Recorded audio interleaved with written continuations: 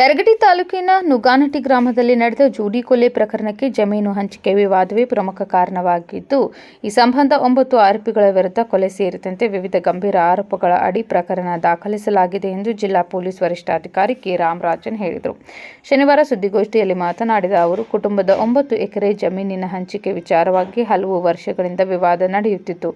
ದೂರುದಾರರ ಹಿರಿಯ ಮಗನ ಪತ್ನಿ ಅನ್ನವ್ವ ನ್ಯಾಯಾಲಯದ ಮೊರೆ ಹೋಗಿದ್ದಳು. ಬಳಿಕ ರಾಜಿ ಒಪ್ಪಂದದಂತೆ ಪರಿಹಾರದ ಹಣ ನೀಡಲಾಗಿದ್ದು, ಆಕೆಯ ಮಗ ನೀಲಕಂಠನಿಗೆ 18 ವರ್ಷ ತುಂಬಿದ ನಂತರ 1 ಎಕರೆ ಜಮೀನು ನೀಡುವುದಾಗಿ ಒಪ್ಪಂದವಾಗಿತ್ತು. ಆದರೆ ಜುಲೈ 15ರಂದು ಜಮೀನಿನ ಸರ್ವೆ ನಡೆಸಲು ಮುಂದಾದ ಮತ್ತೆ 2 ಕುಟುಂಬಗಳ ನಡುವೆ ಉದ್ವಿಗ್ನತೆ ಉಂಟಾಗಿತ್ತು ಎಂದು ವಿವರಿಸಿದರು. ಈ ದ್ವೇಷದ ಹಿನ್ನೆಲೆಯಲ್ಲಿ ಜುಲೈ 16ರ ಮಧ್ಯರಾತ್ರಿ ಆರೋಪಿಗಳು ಬಡಿಗೆ, ಕಬ್ಬಿಣದ ರಾಡ್ ಹಾಗೂ ಕಲ್ಲುಗಳನ್ನು ಹಿಡಿದು ದೂರುದಾರರ ಮನೆಗೆ ನುಗ್ಗಿ ಬಸಪ್ಪ ಹಾಗೂ ಲಗಮನ್ನ ಅವರ ಮೇಲೆ ಮಾರಣಾಂತಿಕ ಹಲ್ಲೆ ನಡೆಸಿ ಹತ್ಯೆ ಮಾಡಿರುವುದಾಗಿ ದೂರಿನಲ್ಲಿ ಉಲ್ಲೇಖಿಸಲಾಗಿದೆ. ಘಟನೆಯಲ್ಲಿ ದೂರುದಾರ ಹಾಗೂ ಅವರ ಮೊಮ್ಮಗ ಬಾಳೇಶ್ ಗಾಯಗೊಂಡಿದ್ದು, ಅವರಿಗೆ ಚಿಕಿತ್ಸೆ ನೀಡಲಾಗಿದೆ ಎಂದು ತಿಳಿಸಿದರು. ಪ್ರಕರಣದ ಸಂಬಂಧ ಭಾರತೀಯ ನ್ಯಾಯ ಸಂಹಿತೆಯ ವಿವಿಧ ಕಲಂಗಳ ಅಡಿ ಕೊಲೆ ಯತ್ನ, ಅಕ್ರಮ ಗುಂಪು ರಚನೆ, ಮನೆಗೆ ಅಕ್ರಮ ಪ್ರವೇಶ ಹಾಗೂ ಜೀವ ಬೆದರಿಕೆ ಸೇರಿದಂತೆ ಹಲವು ಆರೋಪಗಳ ಅಡಿ 9 ಜನರ ವಿರುದ್ಧ ಪ್ರಕರಣ ದಾಖಲಿಸಲಾಗಿದೆ. ಆರೋಪಿಗಳ ಬಂಧನ ಹಾಗೂ ಪ್ರಕರಣದ ಎಲ್ಲ ಆಯಾಮಗಳ ಕುರಿತು ತನಿಖೆ ಮುಂದುವರೆದಿದೆ ಎಂದರು. ಬೆಳಗಾವಿ ಜಿಲ್ಲೆ ಮುರುಗೋಡು ಪೊಲೀಸ್ ಸ್ಟೇಷನ್ ಬರುವ ಯರಗಡಿ ತಾಲೂಕು ನುಗ್ಗಾನಟ್ಟಿ ಗ್ರಾಮದಲ್ಲಿ ಒಂದು ಡಬಲ್ ಮರ್ಡರ್ ಅಣ್ಣ ತಮ್ಮವನ್ನು ಅವರ ಸಂಬಂಧಿಕರೇ ಕೊಲೆಯ ಮಾಡಿರುವುದು ಕಂಡುಬಂದಿರುತ್ತದೆ. ಇದು ಒಂದು 2 ದಿವಸ ಹಿಂದೆ ಆಗಿರುವ ಘಟನೆ. ಈ ಘಟನೆಯಲ್ಲಿ ಒಂದು ಜಮೀನು ವಿಚಾರಕವಾಗಿ ಅಣ್ಣ ತಮ್ಮ 3 ಜನ ಇರ್ತಾರೆ ಮತ್ತು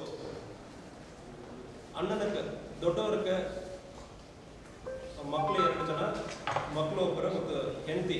ಬಟ್ ಇವರು ಹಸ್ಬೆಂಡ್ ಅಂಡ್ ವೈಫ್ ಸೆಪ್ರೇಟ್ ಆಗಿರ್ತಾರೆ. ಮತ್ತು 2ನೇ ತಮ್ಮನಕ್ಕೆ ಅವನ ಹೆಂಡತಿಯನ್ನು ಕೊಲೆ ಮಾಡಿರ್ತಾನೆ. ಅವನು 2 ಮಕ್ಕಳು ಅವನ ಜೊತೆ ಇರ್ತಾರೆ. 3ನೇ ತಮ್ಮನಕ್ಕೆ ಯಾವುದು ಮದುವೆ ಆಗಿಲ್ಲ. ಇವರ ಅಣ್ಣ ತಮ್ಮ 3 ಜೊತೆ ತಂದೆನೂ ಇರ್ತಾರೆ. ಸೊ 4 ಜನ ಆ ಫ್ಯಾಮಿಲಿಯಲ್ಲಿ ಒಂದೇ ಮನೆಯಲ್ಲಿ ಇರ್ತಾರೆ. ಮತ್ತು 2 ಮಕ್ಕಳು, 2ನೇ ತಮ್ಮನದ 2 ಮಕ್ಕಳು ಕೂಡ ಅಲ್ಲಿಯೇ ವಾಸ ಮಾಡ್ತಾ ಇದ್ದಾರೆ, ಒಂದೇ ಮನೆಯಲ್ಲಿ ವಾಸ ಮಾಡ್ತಾ ಇದ್ದಾರೆ. ಇವರಿಗೂ ಈ ಫ್ಯಾಮಿಲಿಯಲ್ಲಿ ಇರುವವರೆಗೂ ಫಸ್ಟ್ ಮಗನಾದ ಯಲ್ಲಪ್ಪ ಫಕೀರಪ್ಪ ರಾಮಣ್ಣವರು, ಇವನ ಹೆಂಡತಿ ಸುಮಾರು 10-12 ವರ್ಷವಾಗಿ ಬೇರೆ ಕಡೆ ಇರ್ತಾರೆ. ಇವನ ಹೆಂಡತಿ ಬಂದ್ಬಿಟ್ಟು ನಮ್ಮದು ಪಾಲು ಕೊಡಬೇಕು, ಆಸ್ತಿಯಲ್ಲಿ ಸುಮಾರು 9 ಎಕರೆ ಪಾಲು ಇದೆ, ಅದರಲ್ಲಿ 1 ಎಕರೆ ಮಾರಾಟ ಮಾಡಿದ್ದಾರೆ. ಮತ್ತು ನನಗೆ ಬರಬೇಕಾಗಿರೋ ಪಾಲು ಸುಮಾರು 1 ಎಕರೆಯನ್ನು ಮತ್ತು ಕೊಡಿ ಅಂದರೆ ಕೋರ್ಟಲ್ಲಿ ಕೇಸು ಕೂಡ ಹಾಕಿರ್ತಾರೆ. ಮತ್ತು ಸರ್ವೆ ಆಗಿರ್ತದೆ. ಸರ್ವೆ ಆಗುವ ಸಂದರ್ಭದಲ್ಲಿ ಜಮೀನು ಓನರ್ ಆದ ಈ 3 ಜನ ಯಾರು ಬಂದಿರೋದಿಲ್ಲ. ಅವರ ಗಂಡನ ಯಲ್ಲಪ್ಪ ಕೂಡ ಅಲ್ಲಿ ಇರೋದಿಲ್ಲ. ಸೊ ಸರ್ವೆಗೆ ಯಾವುದು ಬಂದಿಲ್ಲ. ಇವರು ಒಬ್ಬರೇ ಸೈನ್ ಮಾಡಿ ಸರ್ವೇರ ಕಳಿಸಿ ಆದ್ಮೇಲೆ ಅವತ್ತು ರಾತ್ರಿ 10 ಗಂಟೆಗೆ ಕುಡಿದು ಬಂದ್ಬಿಟ್ಟು ಬಸಪ್ಪ ಫಕೀರಪ್ಪ ರಾಮಣ್ಣವರು, ಲಗಮಪ್ಪ ಫಕೀರಪ್ಪ ರಾಮಣ್ಣವರು, ಇವರಿಬ್ಬರು ಅಣ್ಣ ತಮ್ಮ. ಫಕೀರಪ್ಪ ನೀಲಪ್ಪ ರಾಮಣ್ಣವರು ಇವರು ಅವರ ತಂದೆ. 3 ಜನ ಸೇರಿಬಿಟ್ಟು ನಮ್ಮ ಒಳಕ್ಕೆ ನೀವು ಯಾಕೆ ಬಂದಿದ್ದೀರಿ, ನೀವು ಮದುವೆ ಆಗಿ ಎಷ್ಟು ವರ್ಷ ಆದ್ಮೇಲೆ ಮನೆ ಬಿಟ್ಟು ಹೋಗಿದ್ದೀರಿ, ಈಗ ಯಾಕೆ ಬಂದಿದ್ದೀರಿ ಅಂತ ಹೇಳಿ ಸೊಸೆ ಜೊತೆಗೆ ಇವರು ಗಲಾಟೆ ಮಾಡಿರ್ತಾರೆ. ಮತ್ತು ಅವರು ಗಂಡನ ತಮ್ಮನು ಹೋಗಿ ಗಲಾಟೆ ಮಾಡಿರ್ತಾರೆ. ಇದನ್ನು ಗೊತ್ತಾದ ನಂತರ, ಗಲಾಟೆ ಮಾಡಿರೋದ ನಂತರ ಈ ಲೇಡಿ ಅವರ ತಂದೆ ಮತ್ತು ಅಣ್ಣ ತಮ್ಮ ಒಂದು 5 ಜನವನ್ನು ಕರೀತಾರೆ. ಅವರು ಒಬ್ಬರೊಬ್ಬರು ಬೇರೆ ಕಡೆ, ಒಬ್ಬರು ಒಣದ ಮನೆಯಲ್ಲಿ ಇರ್ತಾರೆ, ಇನ್ನೊಬ್ಬರು ಮದುವೆ ಮಾಡಿಕೊಂಡು ಬೇರೆ ಕಡೆ ಹೋಗಿರ್ತಾರೆ. ಅಣ್ಣ ತಮ್ಮ 5 ಜನವನ್ನು ಕರೀತಾರೆ. ತಂದೆ, ಅಣ್ಣ ತಮ್ಮ ಎಲ್ಲ ಸೇರಿ ಒಂದು 5 ಜನ ಬರ್ತಾರೆ. ದೇವಪ್ಪ ಮಹದೇವಪ್ಪ, ಲಗ್ಮಪ್ಪ ಮಹದೇವಪ್ಪ ಮತ್ತು ಈ ಲೇಡಿ ಅನ್ನವ್ವ ಯಲ್ಲಪ್ಪ ಅವರ ತಂದೆ ಮಹದೇವಪ್ಪ ಶಿವಲಿಂಗಪ್ಪ, ಶಿವಾನಂದ ಮಹದೇವಪ್ಪ ಮತ್ತು ಶಿವಲಿಂಗಪ್ಪ ಮಹದೇವಪ್ಪ, ಒಟ್ಟು ಈ 5 ಜನ ಜೆಂಟ್ಸ್ ಮತ್ತು ಅನ್ನವ್ವ ಯಲ್ಲಪ್ಪ ಇವರು 6 ಜನನು ಸೇರಿಕೊಂಡು ಹೋಗಿ ಸುಮಾರು ರಾತ್ರಿ 12 ಗಂಟೆಗೆ ನುಗಾನಟ್ಟಿಯಲ್ಲಿರುವ ಅವರ ಮನೆಗೆ ನುಗ್ಗಿ ಹೊಡಿತಾರೆ. ಕಟ್ಟಿಗೆ ಮತ್ತು ಕಲ್ಲು ತಗೊಂಡು ಹೊಡಿತಾರೆ. ಅದರಲ್ಲಿ ಅನ್ನವ್ವ ಅವರ ಗಂಡನ ತಮ್ಮನ 2 ಜನನು ಕೂಡ ಡೆತ್ ಆಗಿರ್ತಾರೆ. ಬಸಪ್ಪ ಫಕೀರಪ್ಪ ರಾಮಣ್ಣವರ್, ಲಗಮಪ್ಪ ಫಕೀರಪ್ಪ ರಾಮಣ್ಣವರ್ ಗಂಭೀರವಾದ ಗಾಯಗೊಂಡು ಮೃತಪಟ್ಟಿರುತ್ತಾರೆ. ಫಕೀರಪ್ಪ ನೀಲಪ್ಪ ರಾಮಣ್ಣವರ್ ಅವರು ಕೂಡ ಇಂಜುರಿ ಆಗಿರ್ತದೆ. ಅದೇ ಮನೆಯಲ್ಲಿ ವಾಸವಾಗಿರುವ 2 ಮಕ್ಕಳು ಸ್ವಲ್ಪ ಮೈನೂರ್ ಇಂಜುರೀಸ್ ಇತ್ತು. ಎಲ್ಲರಿಗೂ ಗಂಭೀರವಾದ ಗಾಯ ಆಗಿರೋದು ಮತ್ತು ಕೊಲೆ ಆಗಿರೋದ್ರಿಂದ ಈ ಕೇಸಲ್ಲಿ ಸಂಬಂಧಪಟ್ಟ 6 ಜನರನ್ನು ಕೂಡ ಆಲ್ರೆಡಿ ಅರೆಸ್ಟ್ ಮಾಡಲಾಗಿದೆ. ಮತ್ತು ಬೇರೆ ಯಾರು ಇದರಲ್ಲಿ ಸಹಕಾರ ಕೊಟ್ಟಿದ್ದಾರೋ, ಬೇರೆ ಯಾರು ಜೊತೆಗೆ ಬಂದಿದ್ದಾರೆ ಎಂಬುದರ ಬಗ್ಗೆ ತನಿಖೆ ನಡ್ತಾ ಇದೆ. ಸೊ ಇದು ಒಂದು ಗಂಭೀರವಾದ ಅಪರಾಧವನ್ನು ಪರ್ಸನಲಿ ನಾನು ಮತ್ತು DSP ಇನ್ಸ್ಪೆಕ್ಟರ್ ಎಲ್ಲ ಪರಿಶೀಲನೆ ಮಾಡಿ ತಕ್ಷಣ ಅಕ್ಯೂಸ್ಗಳನ್ನು ಕೂಡ ಸೆಕ್ಯೂರ್ ಮಾಡಲಾಗಿರ್ತದೆ. ಸೊ ಇದು ಒಂದು ಸಿವಿಲ್ ಡಿಸ್ಪ್ಯೂಟ್ಲಿಂದ ಇಷ್ಟೊಂದು ದೊಡ್ಡ ಗಲಾಟೆ ಆಗಿರ್ತದೆ. ಈ ಆಸ್ತಿ ವಿವಾದ ಸಲುವಾಗಿ ಆಸ್ತಿ ವಿಚಾರಣೆ ಈ ಅನ್ನವಾದ ರೂಲ್ ಏನು ಸರ್ ಇದ್ರೆ ಯಾವುದು? ಈ ಅನ್ನವಾದ ರೂಲ್ ಏನು ಸರ್?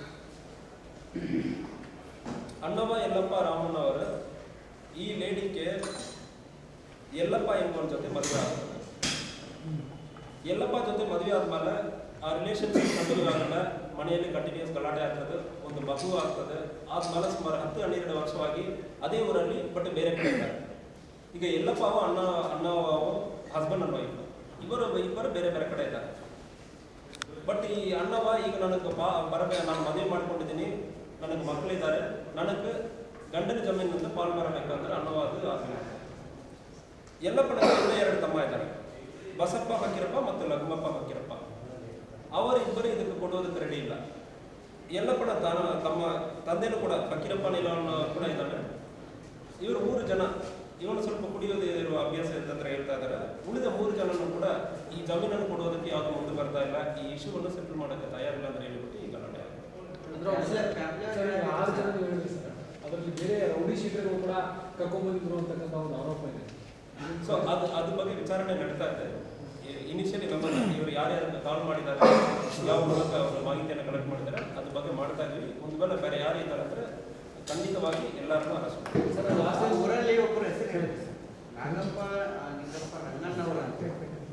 ಆತ ಅಲ್ಲಿ ಕಳ್ಳತನ, ರಾಬರಿ, ಬಡ್ಡಿ ದಂಧೆ ಮಾಡೋದು, ಈ ಸೆಟಲ್ಮೆಂಟ್ ಮಾಡೋದು, ಈ ರೀತಿ ಏನು ಪ್ರಕರಣ ಇರ್ತದೆ ಅಲ್ಲಿ ಎಂಟ್ರಿ ಆಗೋದು, ಈ ರೀತಿ ಮಾಡೋದು, ಆಸ್ತಿ ಕಬಳಿಕೆ ಮಾಡೋದು, ಇದೇ ಮಾಡ್ತಾನೆ. ನಾಗಪ್ಪ ನಿಂಗಪ್ಪ ರಂಗಣ್ಣವರು ಅಂತ 29 ವಯಸ್ಸು ಅಂತ. ಆ ಮನುಷ್ಯನಿಂದನೇ ಆ ಊರು ಈ ರೀತಿ ಆಗ್ತಿದೆ ಅಂತೇಳಿ ಜನ ಅಲ್ಲಿ ಜನ ಒಂದು ಮಾಹಿತಿ ಕೂಡ ಆಗ್ತದೆ. ಮುಂದಿನಂದನೇ ಇದು ಮಾಡಿದ್ರೆ ಎಲ್ಲ ಕಡಿಮೆ ಮಾಡ್ತಾರೆ. ಸೊ ಇದು ನಮಗೆ ಇನಿಷಿಯಲ್ ಇನ್ವೆಸ್ಟಿಗೇಷನ್ ಅಲ್ಲಿ ಪ್ರೈಮ ಫೇಸಿ ನಾನು ಕೂಡ ಅಕ್ಯೂಸ್ಡ್ ಜೊತೆಯನ್ನು ಕೂಡ ನಾವು ಮಾತಾಡಿದ್ದೇವೆ. ಮಾತಾಡೋ ಸಂದರ್ಭದಲ್ಲಿ ಪ್ರೈಮ ಫೇಸಿ ಇದರಲ್ಲಿ ಪ್ರಾಪರ್ಟಿ ಡಿಸ್ಪ್ಯೂಟ್ ಇರೋದು ಕಂಡು ಬಂದಿದೆ. ಪ್ರಾಪರ್ಟಿ ಡಿಸ್ಪ್ಯೂಟ್ ಮತ್ತು ಅಣ್ಣ ತಮ್ಮ ಮತ್ತು ಅವರ ತಂದೆ, ಅಣ್ಣವ ಅವರ ತಂದೆ ಎಲ್ಲ ಎಮೋಷನಲಿ ಬಂದು ಸಡನ್ ಅಟ್ಯಾಕ್ ಆಗಿದೆ ಅಂತ ಕಂಡು ಬಂದಿರ್ತದೆ. ಸೊ ಇದ್ರ ಬಗ್ಗೆ ಇದಕ್ಕೆ ಹಿಂದೆ ಪೊಲೀಸ್ ಸ್ಟೇಷನ್ಗೆ ಬಂದಿದ್ದಾರೆ, ಅದ್ರ ಬಗ್ಗೆ ಕೂಡ ನಮ್ಮ ಆಫೀಸರ್ಸ್ ರೂಪ ಯಾವುದಾದಂದ್ರೆ ಅದ್ರ ಬಗ್ಗೆ ಕೂಡ ವಿಚಾರಣೆ ಮಾಡಿದ್ವಿ. ಆ ಸಂದರ್ಭದಲ್ಲಿ ಸುಮಾರು 2 ವರ್ಷಕ್ಕೆ ಹಿಂದೆ ಯಾವುದೋ ಒಂದು ಪಿಟಿಷನ್ ಆಯಿತು. ಅದಾದಮೇಲೆ ಇವರು ಸಿವಿಲ್ ಇಶ್ಯೂ ಆದಮೇಲೆ ಕೋರ್ಟ್ಗೆ ಹೋಗಿ ನಂತರ ಕೋರ್ಟಲ್ಲಿ ವಿಚಾರಣೆ ನಡೀತಾ ಇತ್ತು. ಸೊ ಕೋರ್ಟ್ ಮೂಲಕ ಅದಾದಮೇಲೆ ಸರ್ವೆ ಮಾಡ್ತಾರೆ ಅಂತ ಹೇಳಿ ಆದಮೇಲೆ ನಿನ್ನೆ ಸರ್ವೆ ಅಂದ್ರೆ ಚಕ್ಬಂದಿ ಹಾಕಕ್ಕೆ ಬರಲಿಲ್ಲ ಅನ್ನೋ ಕಾರಣಕ್ಕಾಗಿ ಇವರು ಕರೆಕ್ಟ್. ಸೊ ಒಂದು ಅಣ್ಣವಾಗಿ ಪ್ರಾಪರ್ಟಿಯನ್ನು ಕೊಡೋದಕ್ಕೆ ಇವರು ತಯಾರಿಲ್ಲ, ಪ್ರಾಪರ್ಟಿಯನ್ನು ಪಾರ್ಟಿಷನ್ ಮಾಡಿಕೊಡೋದಕ್ಕೆ ತಯಾರಿಲ್ಲ, ಮತ್ತು ಸರ್ವೆ ಮಾಡೋದಕ್ಕೆ ಅವ್ರು ಬಂದಿರಲ್ಲ. ಸರ್ವೆ ನೋಟಿಸ್ ಹೋಗಿರ್ತದೆ, ಬಟ್ ಆದರೆ ಅವರು ಬರೋದಕ್ಕೆ ತಯಾರಿಲ್ಲ. ಸರ್ವೆ ಆದ ನಂತರ ನನ್ನ ಜಮೀನು ನೀವು ಯಾಕೆ ಬಂದಿದ್ದಾರೆ ಅಂತ ಹೇಳಿ ಗಲಾಟೆ ಮಾಡಿ. ಸರ್ ಇನ್ನೊಂದು ಈ ಯುಗಾನಿಟಿ ಗ್ರಾಮದ ಬಗ್ಗೆ ಲಾಸ್ಟ್ ಟೈಮ್ ಇಲ್ಲಿ ಒಂದು ಮುಗಿದ ಮರ್ಡರ್ ಆಗಿದೆ. ಇದೊಂದು 10-15 ಮರ್ಡರ್ ಆಗಿಲ್ಲ ಸರ್ ಈ ಊರಲ್ಲಿ. ಈ ಊರಿನ ಬಗ್ಗೆ ಏನಾದರೂ ವಿಶೇಷವಾಗಿ ಕ್ರೈಮ್ ಕಡಿಮೆ ಆಗಲಿಕ್ಕೆ? ಸೊ ಕ್ರೈಮ್ ಕಡಿಮೆ ಆಗೋಕ್ಕೆ ನಾವು ನುಗ್ಗಾನಟ್ಟಿಯಲ್ಲಿ ಪರ್ಸನಲ್ ಆಗಿ ನುಗ್ಗಾನಟ್ಟಿ ಬಗ್ಗೆ ನನಗೂ ಕೂಡ ಐಡಿಯಾ ಇದೆ. ಒಂದು ಅದಕ್ಕೆ ನುಗ್ಗಾನಟ್ಟಿಯಿಂದ ನಾವು ಗಡಿಪಾರ್ ಕೂಡ ಭಾಳಷ್ಟು ಗಡಿಪಾರ್ ಮಾಡಿದ್ದೀವಿ. ನುಗ್ಗಾನಟ್ಟಿಯಿಂದ ಗಡಿಪಾರ್ ಮಾಡಿರೋದು ಜಾಸ್ತಿ ಇದೆ. ಮತ್ತು ಈಗ ಬೌಂಡೋರ್ ಮಾಡೋದು, ಮತ್ತು ಇನ್ನೊಂದು ಕೂಡ ನಾನು ಹೇಳಿದ್ದೀನಿ, ಮುಂದೆ ಬರುವ AMPR ಕ್ಯಾಮರಾ ನುಗ್ಗಾನಟ್ಟಿಗೆ ಹಾಕ್ತೀವಿ. ನುಗ್ಗಾನಟ್ಟಿಯಲ್ಲಿ ಇರುವ ಇವರು ಮಾತ್ರ ಅಲ್ಲ, ಪ್ರತಿಯೊಬ್ಬರಿಗೂ ಎಲ್ಲ ನಾವು ಸ್ಟ್ರಿಕ್ಟ್ ಆಗಿ ನಾವು ಎನ್ಫೋರ್ಸ್ ಮಾಡ್ತೀವಿ. ಹೆಲ್ಮೆಟ್ ಹಾಕಿಲ್ಲ ಅಂದ್ರೆ ಸರಿ, ನೀವು ಏನು ಮಾಡ್ತೀರ, ಗಲಾಟೆ ಮಾಡ್ತೀರ, ಯಾರು ಬರ್ತೀರ ಹೋಗ್ತೀರೋ ಪ್ರತಿಯೊಬ್ಬರೇ ಚೆಕ್ ಮಾಡೋದಕ್ಕೆ ಮುಂದೆ ಬರೋ ಪ್ರಾಜೆಕ್ಟಲ್ಲಿ ಇನ್ನೂ 3 ತಿಂಗಳಲ್ಲಿ ಆಟೋಮೆಟಿಕ್ ಎನೇಬಲ್ಡ್ ಕ್ಯಾಮ್ರಾಸ್ ಫಿಕ್ಸ್ ಮಾಡ್ತೀವಿ. ಮತ್ತು ಅಲ್ಲಿ ಯಾವುದೇ ವೈಲೇಷನ್ ಮಾಡ್ತಂದ್ರೆ ಪ್ರತಿಯೊಬ್ಬರು ನಾವು ಸೀರಿಯಸ್ ಆಗಿ ತಗೊಳ್ತೀವಿ. ಈಗ ಊರಲ್ಲಿಯೇ ಓವರ್ ಆಲ್ ಆ ಏರಿಯಾನಲ್ಲಿ ಕ್ರೈಮ್ ಜಾಸ್ತಿ ನಡ್ತಾ ಇರೋದ್ರಿಂದ we have to enforce it each and every law very strictly. ಮತ್ತು ಪ್ರತಿಯೊಂದು ಕೂಡ ನಾವು ಸ್ಟ್ರಿಕ್ಟ್ ಆಗಿ ಮಾಡೋದಕ್ಕೆ ಈಗ ಪ್ರಯತ್ನ ಮಾಡ್ತಾರೆ. Vinod Kolkar, KMM news, Belagavi.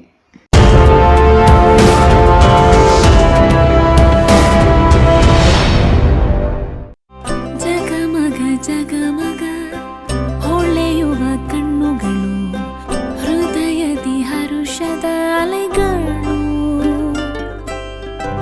ಬಂದಿದೆ ಶುಭಗಳಿಗೆ, ಪ್ರೀತಿಯ ಗಳಿಗೆ, ರೇಷ್ಮೆಯಲ್ಲಿ ಸುತ್ತ ಹುಟ್ಟಿದ ಸ್ವರ್ಣಗಳಿಗೆ BS Channabasappa and Sons, The Textile Mall, Tilakvadi, Belagavi.